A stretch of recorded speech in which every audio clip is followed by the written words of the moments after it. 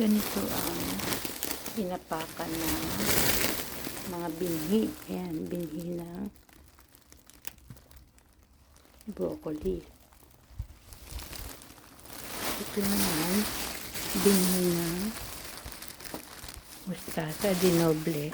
Kasaapakan lang ng boot. Abakan yung mabuti. Ito ang ginagamit kong clear trash bag. Ganyan ng kulay. Kasi yung ibang klase, hindi ko gusto. Gusto ko kasi clear. Para kitang-kita nyo pagka kukunin nyo yung gamit. Yan. Yan ang nabibili sa Costco. Ito pa ang mga natira. Yan. Kukunin ko rin yung mga binhi. Yung mga dahil naubusan ng stock ang Costco ng clear trash bag. Kirkland. Pwedeng ibabad sa detergent, water, detergent, and konting Clorox para magamit nyo. Pwede yan sa pagkukolek ng binhi, pero hindi pwede sa damit. Ayan. Fully ripe na yung binhi ng mustasa. Para kasi mahuhulog na yan mahuhulog sa lupa. Sayang. Ito naman, binhi ng labanos. Next time na yan. Dito na muna.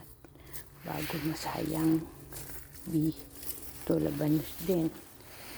Yan, hindi muna inaalis para ma-fully ripe sila. Okay? Ito naman, binhi ng cabbage, repolyo. Yan. Yung mga yung dahon, nilalagay sa compost, tapos tatakpan ng lupa. Kaya may tumubo na kasi ditong kamatis sa labanos. Kaya, yan. Pwede rin tamnan ng mga fruit seeds. Okay?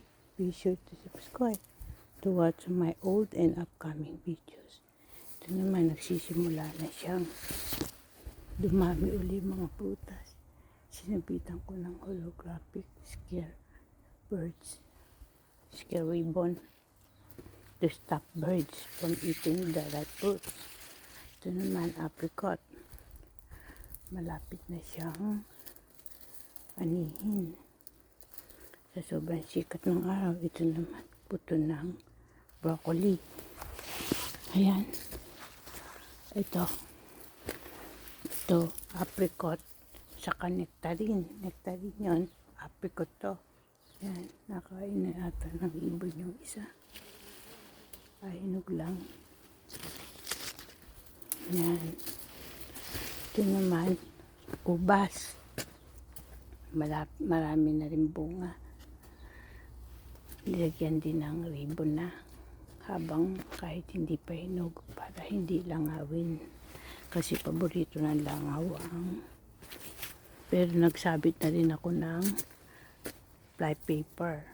Nagkakaroon na siya ng mga gamo-gamo para hindi pupugin saka hindi lumaki ang langaw. Kailangan nagsasabit ng maaga para maalis yung gamo-gamo. Siyempre, yung small insect will become big, become flies. So it's better you hang already.